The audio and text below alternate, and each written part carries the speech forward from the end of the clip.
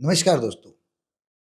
कांग्रेस की स्थिति किसी से छिपी नहीं है। वर्तमान में कांग्रेस इस देश के अंदर जितना संघर्ष कर रही है, शायद इससे पहले कांग्रेस ने ऐसे दिन कभी नहीं देखे होंगे। इसका स्पष्ट कारण है कि कांग्रेस के अंदर एकजुटता का अभाव लगातार हमें देखने को मिलता है। ऐसा ही एक वाक़या मध्य प्रदेश के आदिवासी अंचल अलीराजपुर झाबुआ क्षेत्र में हमें देखने को मिला, जहाँ कांग्रेस के 2 कद्दावर नेता कांतिलाल भूरिया और महेश पटेल के समर्थकों के बीच में एक बड़े स्तर पर एक संघर्ष हमें देखने को मिला। उस संघर्ष में दोनों पक्षों के अपनी-अपनी आरोप-प्रत्यारोप है, लेकिन हुआ क्या दरअसल हम आपको ये समझाना चाहते हैं। हुआ ऐसा कि कांतिलाल भूरिया और उनके पुत्र विक्रांत भूरिया जो कि यूथ कांग्रेस के प्रदेश अध्यक्ष हैं और कांतिलाल भूरिया जिन्हें आप जानते हैं, वो पूर्व में केंद्रीय मंत्री रह चुके हैं और वर्तमान में विधायक हैं, कांग्रेस से विधायक हैं। उनके काफ़िले के ऊपर कुछ लोगों ने हमला किया। हमले के अंदर उनकी सारी गाड़ियों के काँच फोड़ दिए गए और उनके गार्ड, उनके लड़के विक्रांत भूरिया और उनके साथ झूमा-झटकी करी गई और इन सब का आरोप कांतिलाल भूरिया ने जो अ, कांग्रेस के कद्दावर नेता हैं महेश पटेल उनके ऊपर लगाया। और महेश पटेल के समर्थकों और महेश पटेल का कहना है कि कांतिलाल भूरिया के लोगों ने उनके ऊपर हमला किया, जिस हमले में उनके लड़के से जुमा-झटकी में उनके सोने की चेन छीन ली गई और उनके एक समर्थक का अपहरण कर लिया गया। दरअसल ये मामला ऐसे बनता है कि जब कांतिलाल भूरिया और विक्रांत भूरिया भगोरिया हाट को देखने के लिए जोबट आए हुए थे और वो वहाँ पर मिलना-जुलना करके और अपने गंतव्य स्थान की ओर जा रहे थे। इसी बीच अचानक ही एक भीड़ की ओर से पथराव शुरू हो जाता है और इस पथराव के बीच में कई सारे लोग उनके खिलाफ नारेबाज़ी और उनको अपशब्द कहते हुए उनकी गाड़ी को के काँच वगैरह को फोड़ देते हैं और उनके ऊपर एक प्राणघातक हमला होता है। और इन सब के बीच में वो कुछ लोग जो शरारती तत्व थे, वो चले जाने के बाद उनमें से एक व्यक्ति कथित रूप से कांतिलाल भूरिया और विक्रांत भूरिया के हाथों चढ़ जाता है। उस व्यक्ति को वो उठाकर जबरन अपनी गाड़ी में बिठाते हुए वहाँ से सीधे अपनी जान बचाते हुए उदयगढ़ निकल जाते हैं। उदयगढ़ थाने में जाके वो एक आवेदन देते हैं जिसके अंदर वो आरोप लगाते हैं कि उनके ऊपर जो प्राणघातक हमला हुआ है, वो महेश पटेल और उनके समर्थकों ने किया है।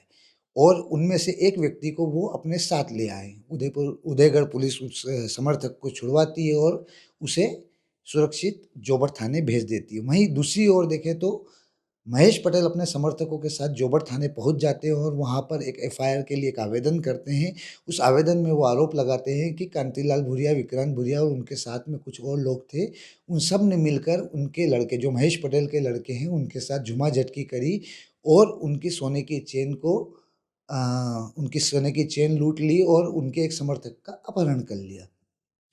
इन सब के बीच में कांग्रेस का जो आदिवासी अंचल में कार्यकर्ता था, वो इस चीज़ को समझ नहीं पा रहा था कि दरअसल आखिर ये हो क्या रहा है?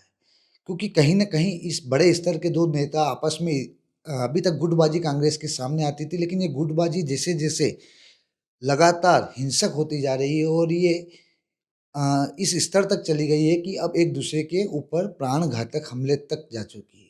ऐसी स्थिति में इस क्षेत्र के अंदर जो कांग्रेस ने अभी तक अपना वर्चस्व बनाए रखा था, चाहे अनुकूल परिस्थितियाँ हो, चाहे प्रतिकूल परिस्थितियाँ हो, लेकिन झाबुआ के अंदर या अलीराजपुर के अंदर कहीं न कहीं कांग्रेस अपनी एक गहरी पैठ रखे हुए थी।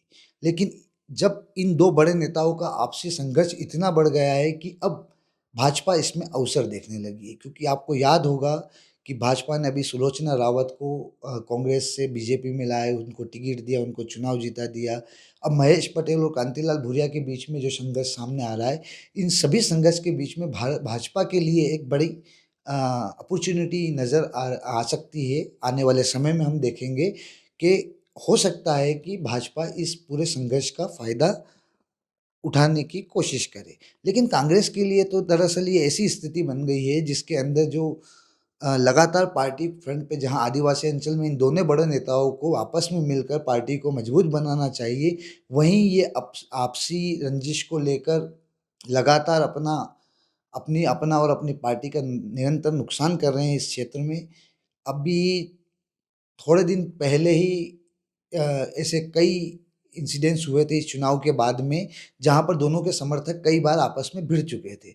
और इसके बाद ये फिर एक नया इंसिडेंस आया है, जो लगातार ये दिखा रहा है कि कांग्रेस में सब कुछ सही नहीं चल रहा है और प्रदेश नेतृत्व को इस ओर देखना होगा, क्योंकि आदिवासी अंचल में कांग्रेस के पास बहुत ही कम बड़े नेता बचे हैं और जो बचे हैं वो आपसी संघर्ष को लेकर लगातार चर्चाओं में रहते हैं। तो अब हम आपको सुनाते हैं कि दोनों पक्ष की ओर से क्या बोला गया है। कांतिलाल भूरिया पक्ष की ओर से क्या बोला गया है और महेश पटेल पक्ष की ओर से क्या बोला गया, और इन सब के बीच में आप देखेंगे कि पुलिस की तरफ से भी जो इस पूरे घटना को लेकर जो बयान दिए गए, वो बयान भी हम आपको दिखाते हैं। और अंततः हम आपको इस पूरे घटनाक्रम के अंदर जो कांग्रेस की दुर्गति हो रही है, जो कार्यकर्ताओं के अंदर हताशा, मायूसी है कि आखिर उनके दो बड़े नेता इस तरह के संघर्ष में पार्टी को मजबूत कैसे बना पाएंगे। लगातार कांग्रेस की स्थिति किसी से छिपी नहीं है, पूरे देश के अंदर कांग्रेस लगातार स्ट्रगल कर रही है और इस बीच ये जो पूरा संघर्ष है, ये आप देख चुके हैं ये कांग्रेस को कितना डैमेज करता है, ये वक्त बताएगा, समय बताएगा। लेकिन इस पूरे घटनाक्रम के ऊपर आप क्या सोचते हैं, आप कमेंट बॉक्स में हमें ज़रूर बताइए।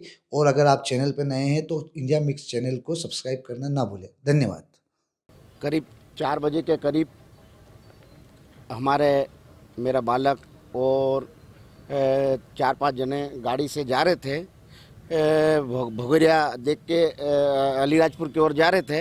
इधर से मुझे मालूम पड़ा कि कांतिलाल भूरिया और विक्रांत भूरिया और दीपक भूरिया जो कि इधर से जा रहे थे और उधर से सामने से बीजेपी की मांदल से कुछ लोग आ रहे थे, तो कई कांतिलाल भूरिया की गाड़ी पे फतराव हुआ।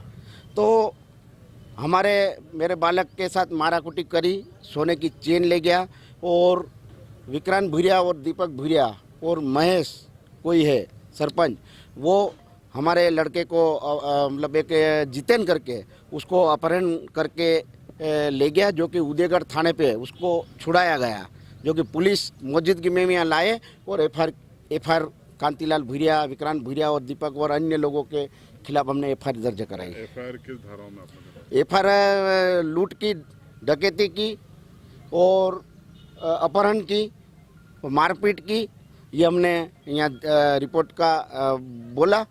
पुलिस प्रशासन नहीं लिखेगी तो जब तक नहीं रिपोर्ट होगी जब तक हम यहाँ बैठेंगे, क्योंकि एक यहाँ भगोरिया था लेकिन कांतिलाल भूरिया की गुंडागिरी और विक्रांत भूरिया की गुंडागिरी इतनी है जो कि कांग्रेस, यहाँ जिला कांग्रेस, ब्लॉक कांग्रेस कमेटी द्वारा यहाँ गैर निकल रही थी और वो खुद आके दूसरे कुछ असामाजिक तत्वों को लेके 150 लोगों को लेके रैली निकाल रहा था। तो हमने सभी लोगों ने, यहाँ के जोबट के कार्यकर्ता ने बोला कि कांतिलाल भूरिया भी मतलब रैली निकाल रहा है, तो कांग्रेस में यहाँ 2 गुटों में बांट रहा कांतिलाल भूरिया, और हमने इसके खिलाफ ऊपर भी कार्रवाई करेंगे।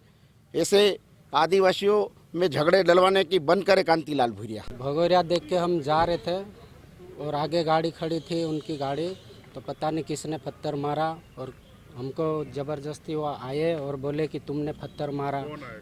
कांतिलाल भूरिया आया, उसका वो विक्रांत भूरिया आया, दीपक भूरिया आया, सब मारपीट करने लगे। उसका वो गनमैन था वो भी मारपीट करने लगे हमसे, बोले कि तुम ही गाड़ी का कांच फोड़ा। तो हमने बोला कि हम तो भगोरिया देख के जा रहे, और इतने में ज़बरदस्ती करने लगे। फिर मैं को उठा के ले गए और मोरडुंडिया ले जा रहे थे, तो इतने में वहाँ पुलिस ये उदयगढ़ थाने के वहाँ फिर मेरे को उतार लिया और ले जाने नहीं दिया और मारपीट करी मेरे साथ। कांतिलाल भूरिया ने और विक्रांत भूरिया ने भी मारपीट करी, और वो उसका गनमैन जो बॉडीगार्ड है वो भी, और वो महेश मेड़ा वो भी, और ये पुष्पराज था, प्रदीप रावत था, मैं था, 5-6 लड़के हम थे, और इनकी चेन भी सोने की जो थी वो भी छीन ली है। भाई हम तो आज आए थे जोबट में सब लोगों से मिल मिला के बस सब बाकी सब निपट के फिर हम लोग जाने लगे। हम जा ही रहे थे और साइड से धड़ाधड़ पत्थर आए। वो जितेन नाम का लड़का वो इधर छुपी, उसके साथ 10-12 लोग और थे और पत्थर मारा भरा था। दोनों गाड़ पीछे कांच फूट गए। वैसे हमने कहा क्या हो गया अचानक, कोई पत्थर मार रहा। जब देखे फिर वो जितेन में ना धारदार हथियार उसके हाथ में था, तो वो लेके मेरे उधर आ रहा था, गेट खोले। गेट खोल के और फिर वैसे हमारा जो पीएसओ है उसने उसको पकड़ा, नहीं तो हम पे प्राणघात हमला करने वाला था। तो ये पूरी प्लानिंग थी कि किस तरह से कराएगा, पहले पत्थर फेंकवाना, फिर वही व्यक्ति हथियार लेके मेरी तरफ बढ़ रहा है, तो गेट जैसे खुल रहा था अंदर से फिर खुला, वैसे फिर हमारा पीएसओ पीछे से दौड़ के आया, उसको पकड़ लिया। पकड़ के फिर वैसे जाके फिर हमने कहा कि फिर वहाँ से सीधे हम उदयगढ़ गए और पुलिस के हवाले करा कि भई ये हमला हम पे कर रहा था। तो वहाँ भी सारी स्थिति बताई और उन्होंने कहा कि सब जोबट थाने में का मामला वहाँ थोड़ा आप वो करवा दो। तो हम लोग यहाँ जाके मैंने सब स्थिति के लिए बता दी है। और वहाँ पे पीछे वाली गाड़ी और हमारा फिर पीछे वाली गाड़ी में थे, उनको मैंने बेचारे घेर के उसको हमारा ड्राइवर को उसको मैंने धारदार हथियार फालिया मारा बताते, वो बच गया, नहीं तो उसको मार डालते। तो वो भी लोग उन्हीं में के थे। और गाड़ी हाँ, और गाड़ी पूरी तोड़ दी, हमारी गाड़ी भी पूरी तोड़ दी और उनकी भी जो गाड़ी थी वो भी तोड़ दी, फालो वाली थी। तो इस तरह से अचानक हमला किया, कोई बात ही नहीं, पर उन्होंने प्री प्लान से सब किया है। और ये सब लोग कहाँ के क्या है, अब वो सब जो पकड़ा है वो लोग बताएगा। जो पकड़ा है वो बोरखड़ का है, बोरखड़ का, उसने कहता मैं बोरखड़ का हूँ और जितने लोग हैं बोरखड़ के थे। अब बोरखड़ के लोग यहाँ कैसे आए, वो कौन लाया, उसके पुलिस तफ्तीश करे और उसका पता लगाए कि कौन उसका मेन प्लानिंग करने वाला कौन है, उसके खिलाफ एक्शन होना चाहिए। आकर फोड़ा होगा। फिर उसके बाद पीछे का कांच फूटा और फिर एक व्यक्ति, जितेंद्र नाम का व्यक्ति, एक धारदार हथियार लेकर वो सीधे सीधे भूरिया जी की तरफ बढ़ा। उसने गेट खोला और इतने में जो पीएसओ थे तोमर जी, वो ने आकर उसको पकड़ा और जैसे ही वो पकड़ा, वो घबरा कर, उसके साथ 5-10 लोग भी थे, घबरा कर वो सीधे से भागा और जो उसके साथ पे पीछे एक काली रंग की गाड़ी चल रही थी उसमें जाकर छुप गया। हम सब गाड़ी से उतरे, उसको पकड़ा और पत्थरबाजी इतने में शुरू हो गई उसको फटाफट, क्योंकि सबकी जान को ज़बरदस्त खतरा था। और ऐसे इसमें वहाँ रुकना बिल्कुल भी जान के लिए सही नहीं था। उसको फटाफट हमने पकड़कर, रंगे हाथों पकड़कर उसको फटाफट गाड़ी में डालकर सीधे सीधे उदयगढ़, क्योंकि जोबट में स्थिति बहुत ख़राब हो गई थी, पुलिस भी वहाँ पर आसपास दूर दूर तक पुलिस कहीं उपस्थित नहीं थी, उसको सीधे गाड़ी में साथ में लेकर उसको सीधे जाकर उदयगढ़ में पुलिस को सपुर्द कर हमने उसको थाने में दे दिया। और तब से 2 बजे से अभी तक हम लगातार लगे हुए हैं, पर अभी तक एफआईआर नहीं हुई है। ये बताता है कि प्रशासन अपना काम ढंग से नहीं कर रहा है, कहीं ना कहीं उन पर दबाव है। और हम ये चाहते हैं कि इस तरह के जो भी आपराधिक तत्व हो, चाहे कोई भी हो, उस पर निश्चित तौर पर कार्रवाई होना चाहिए। ड्राइवर को भी इतनी बुरी तरह मारा गया, 2 गाड़ियां पूरी तरह से खत्म कर दी गई और ड्राइवर को पीछे धारदार हथियार से मारा गया और उसकी भी जान जा सकती थी। उसको टाके आए हैं, 6 से 7 टाके आए हैं, अभी भी बड़ी मुश्किल से वो बोलने की स्थिति में था।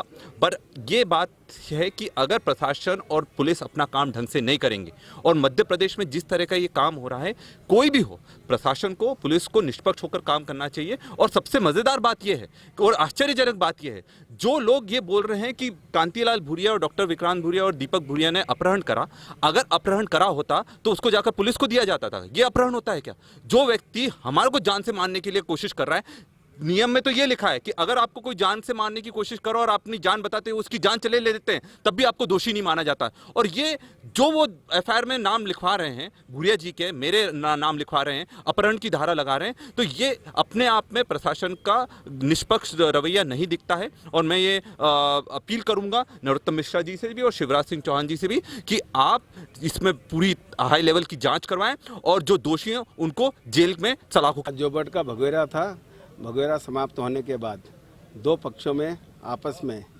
मारापीटी हुई थी, गाड़ी के कांच टूटे।